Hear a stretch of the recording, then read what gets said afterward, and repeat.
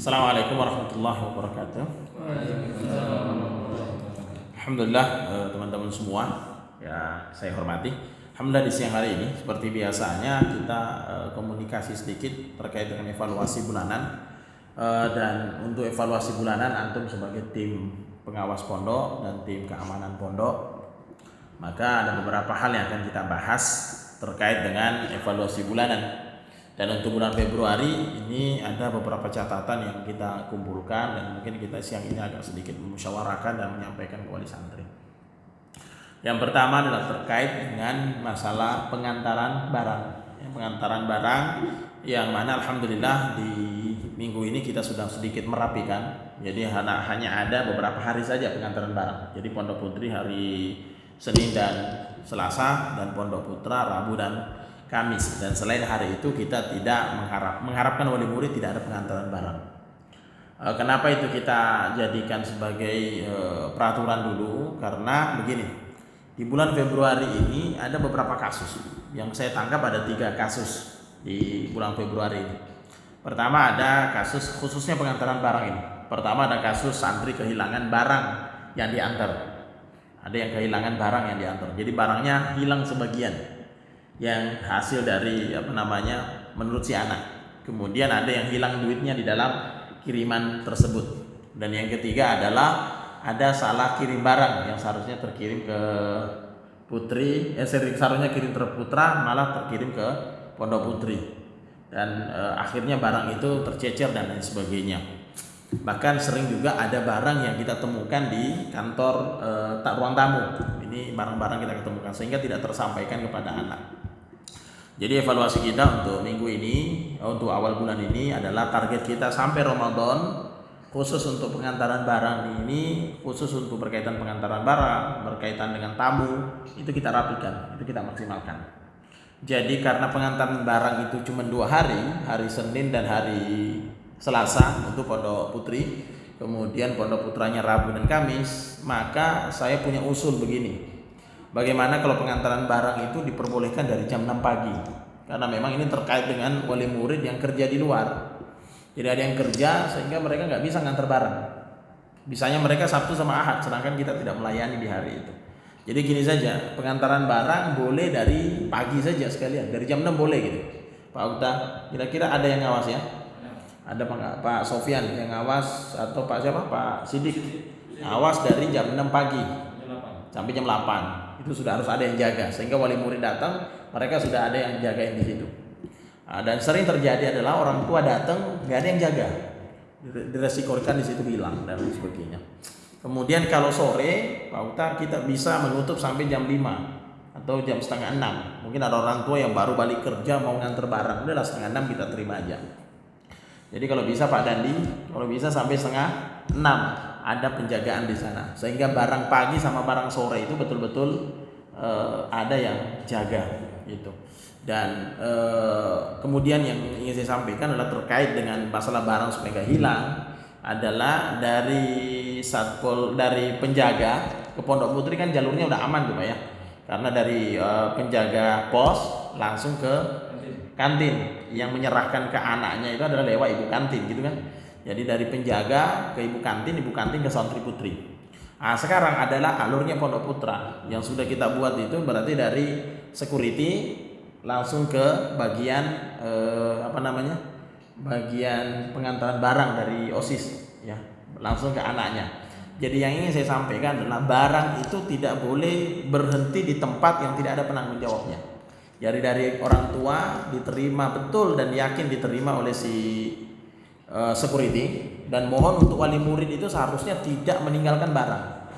Ini sering kita ketemukan ada orang tua dititip barangnya terus hilang. Jadi kalau bisa orang tua memang jangan pergi kecuali ada penjaganya yang datang. Nah, dari situ ada serah terima Pak Uta. Dari serah terima itu kemudian diantar ke Pondok Putra, ketemu dengan bagiannya. Di sini ada 3 anak yang sudah kita tunjuk, diserahkan ke barang itu. Jadi Pak Okta atau teman-teman yang mengambil barang itu dan dibawa ke Pondok Putra itu tidak boleh diletakkan di depan. Tapi atau diletakkan di sini pun tidak dibolehkan. Jadi memang harus dari Pak Okta dan teman-temannya menyerahkan ke anak yang memang sudah ditunjuk di sini di pondok. Dari anaknya ini dialah yang langsung menyerahkan kepada anaknya langsung. Jadi barang itu bersambung tangan. Tidak boleh berhenti di suatu tempat atau diserahkan kepada yang bukan penanggung jawabnya. Itu yang pertama. Kemudian yang kedua, ini mengantisipasi kasus yang terjadi di bulan Februari. Ada satu barang yang diantar oleh orang tua yang isinya itu tidak dibutuhkan.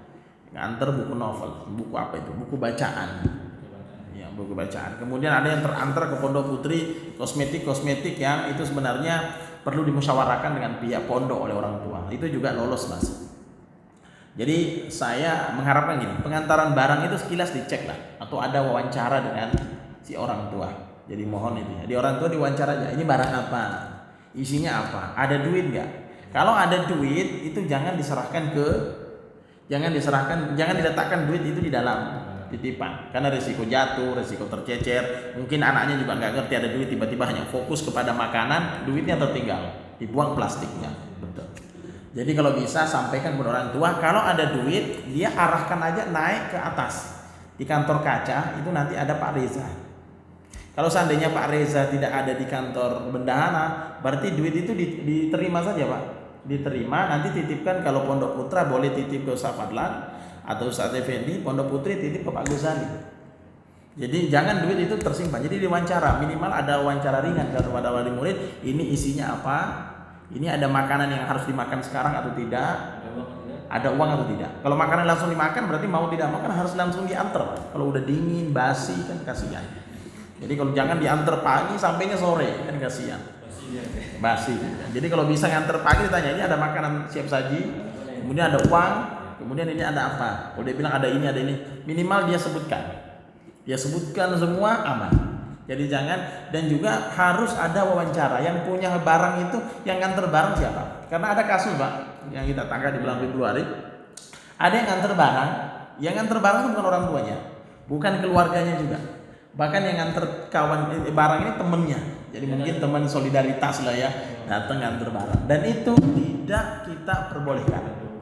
Tidak kita perbolehkan, sangat-sangat tidak perbolehkan. Barang yang diantar oleh tetangganya, oleh orang lain, itu harus kita telepon ke orang tuanya. Diperbolehkan nggak barang ini terima anaknya? Kalau orang tuanya mengatakan kami perbolehkan, baru kita terima. Gitu. Jadi saya sampaikan kepada teman-teman, khususnya yang jaga, bahwa yang sangat saya tekankan ada dua. Yang pertama, pastikan yang mengantar barang itu adalah keluarganya. Pastikan. Ya tanya, ini bapak siapanya?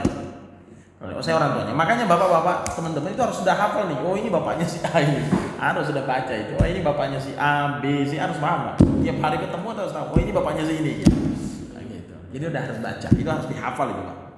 Bahkan mungkin plat nomornya pun hafal gitu.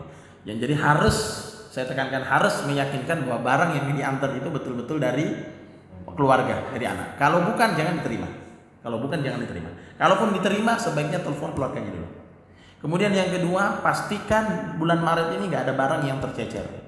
Memang betul-betul barang diterima dan sampai ke anaknya dalam kondisi lengkap, sempurna, tidak ada yang tercecer. Dan yang ketiga, pastikan barang yang dikirim itu adalah barang yang normal. Tidak ada barang yang aneh-aneh. Karena kalau sudah masuk ke pondok kita tidak bisa mengontrol lagi. Kontrolnya itu ada di pos jaga itu.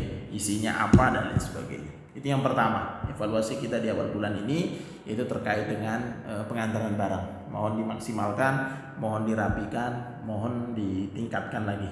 Dan khusus tamu-tamu juga dibatasi, Pak. Ini masih banyak kadang-kadang tamu yang masih lolos ke sini, itu belum ada janjian dengan pondok pesantren. Jadi tetap ditingkatkan lagi pengawasannya. Itu saja mungkin yang dapat saya sampaikan. Sekali lagi, tamu tetap harus pakai masker, tetap harus cuci tangan, tetap harus jaga jarak sebagai protokol kesehatan. Barakallahu fikum. Itu evaluasi kita di awal bulan ini, mentargetkan adalah tidak ada lagi problem terkait dengan pengantaran barang. Dan apa yang saya tekankan tadi, pertama siapa yang ngantar, apa yang diantar, dan betul-betul sampai kepada anak tanpa ada yang tercecer. Subhanakallahumma wa bihamdik, asyhadu an la ilaha illa anta, astaghfiruka wa atubu ilaik. Assalamualaikum warahmatullahi wabarakatuh. Waalaikumsalam.